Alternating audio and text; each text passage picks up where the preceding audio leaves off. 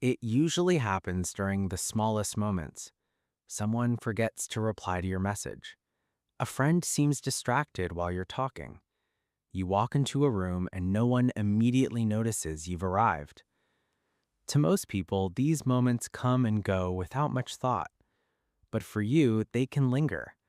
Not because you're overly sensitive, not because you're seeking attention, but because something inside you quietly asks a question you've been asking for much longer than you realize. Did I matter?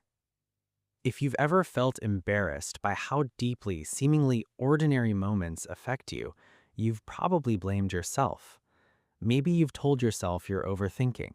Maybe you've tried to become less emotional. Maybe you've watched other people brush these experiences off so easily and wondered why you couldn't do the same. But what if this isn't a personality flaw? What if your mind isn't reacting to the present as much as it's remembering a pattern it learned years ago? The psychology of the ignored child is usually not about dramatic stories. Most people imagine childhood emotional wounds as something obvious: constant conflict, harsh criticism, neglect that everyone could see. But sometimes the deepest emotional lessons come from what never happened: the conversations you needed but never had, the comfort you quietly waited for, the moments when your feelings weren't rejected, they simply weren't noticed.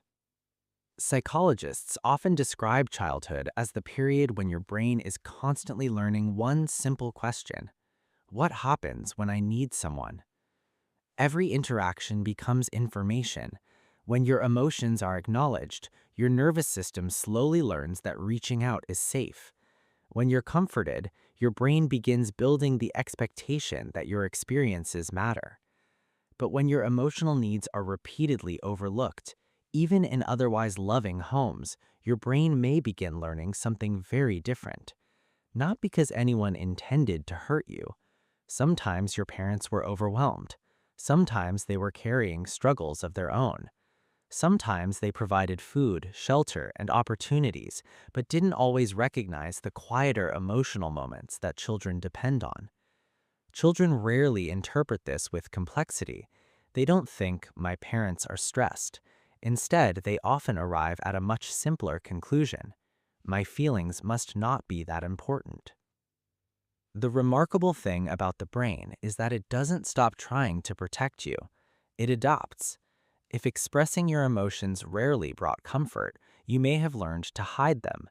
If asking for attention felt pointless, you may have stopped asking altogether.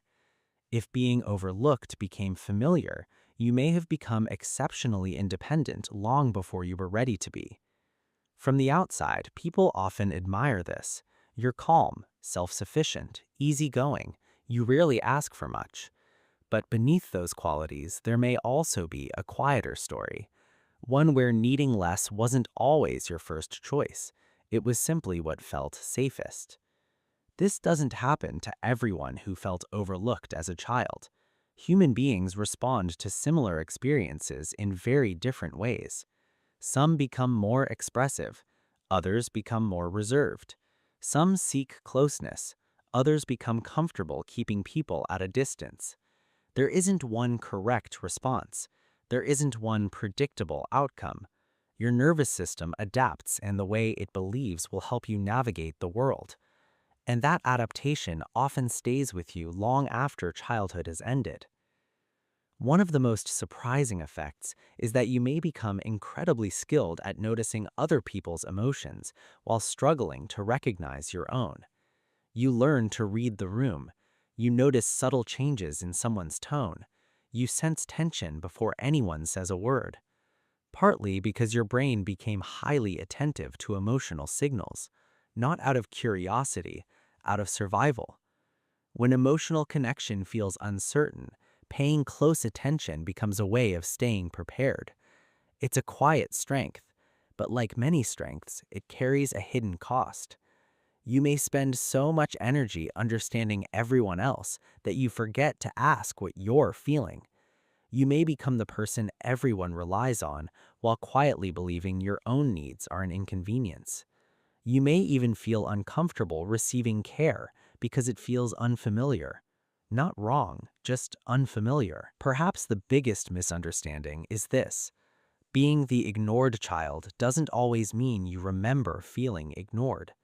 Many people look back on their childhood and remember birthdays, family dinners, holidays, and moments of laughter. Those memories are real. So are the quieter moments that never became memories because they happened through absence instead of presence. Psychology has shown that emotional development isn't only shaped by what adults do, it's also shaped by what children consistently experience. Sometimes it's not the painful words that leave the deepest imprint, it's the missing ones, the questions that were never asked, the comfort that never arrived, the feeling that your inner world was largely yours to carry alone. If any part of this feels familiar, you may discover that other parts of your personality have stories behind them too, stories that make much more sense once you know where to look.